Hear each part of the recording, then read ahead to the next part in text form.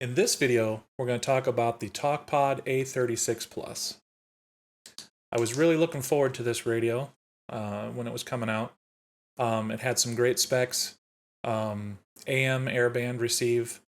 It's got a great frequency mode. It's got a nice voice. It's got a nice display. I really like the display on the radio.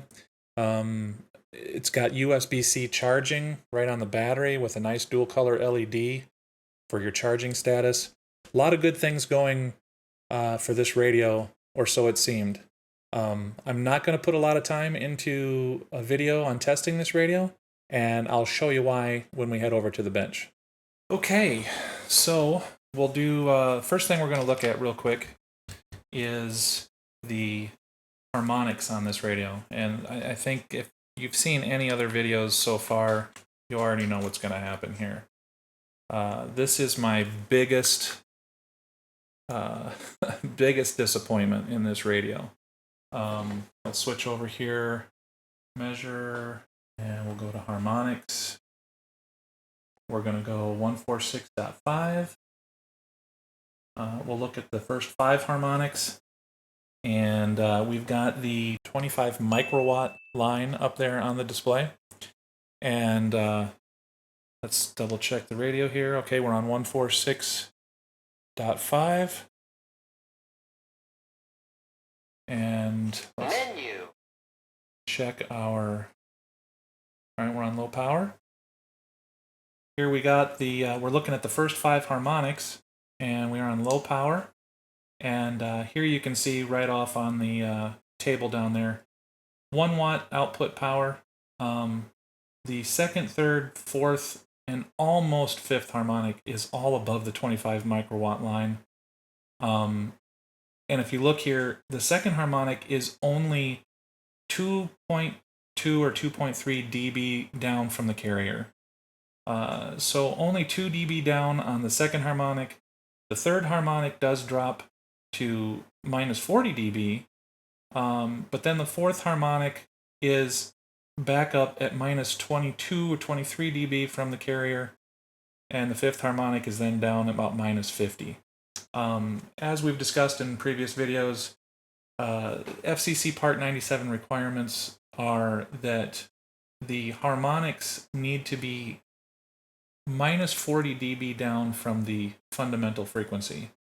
And not only do they have to fulfill that requirement, but they all have to be below 25 microwatts individually also.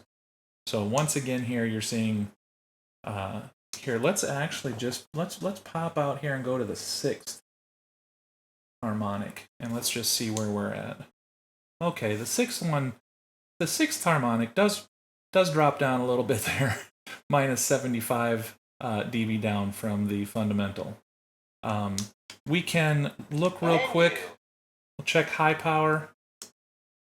All right, we're at about 2.8 watts. Now here you can see, unbelievably, that the second, third, fourth, and 5th harmonic are all above the 25 microwatt line. This radio just obviously fails all over the board. So that's the first main reason that I'm not going to put a bunch of time into this radio, because I would never transmit with it, and I don't think anybody else should either, at least in the ham bands. The 2 meter side is just absolutely unbelievable. Just to be safe, let's go ahead and look at 4, 4, 3, 0, 0, 0. We'll go ahead and Menu. Power. Confirm. change our fundamental frequency here, 443 megahertz. All right, and so let's just see what it looks like in the 70 centimeter band here on amateur radio. So here's where the radio actually performs decently. As you can see here, on 70 centimeters, all the harmonics are more than 40 dB down. If you look here, the second harmonic is minus 60 dB, and then the rest just progressively are lower than that. And they're all below the 25 microwatt line. And I think what we have here is a radio that was probably originally and intended for GMRS, and then they released a ham version and included 2 meters. And I think there's no filtering practically at all on the 2 meter band. So one other thing that I want to address before we wrap this video up is one more thing to look at here on the bench, and that is the carrier frequency. And for that, we're going to switch over to the oscilloscope.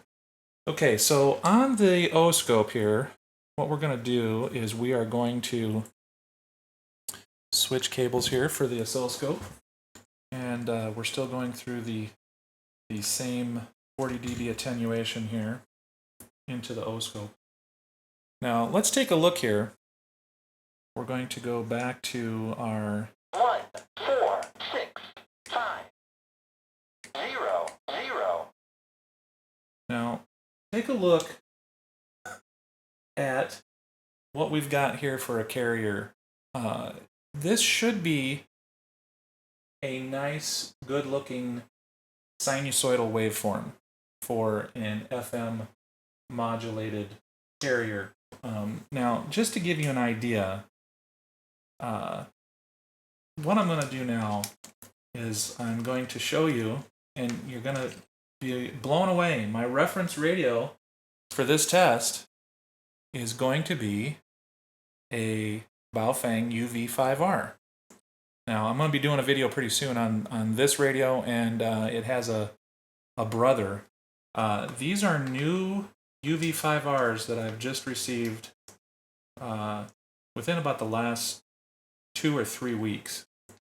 But if you look at this Baofeng on 146.5, where we were with the Talkpod, look at that carrier. That's what it should look like. And the fact that the Baofeng produces a nice carrier like that, and a few other surprises that I'll have for you moving forward in an upcoming video. So, as you can see from those tests, I don't want to spend a bunch of time doing SINAD sensitivity testing and battery life testing on this radio, at least not right now. If they address the issues with this radio and make it more friendly to the amateur bands, specifically obviously 2 meters, then we'll revisit this radio, and I would love to put some more time into it because in general, I like the concept of this radio. So if you like videos like this and want to see more of them, please like and subscribe, and we'll see you in the next one.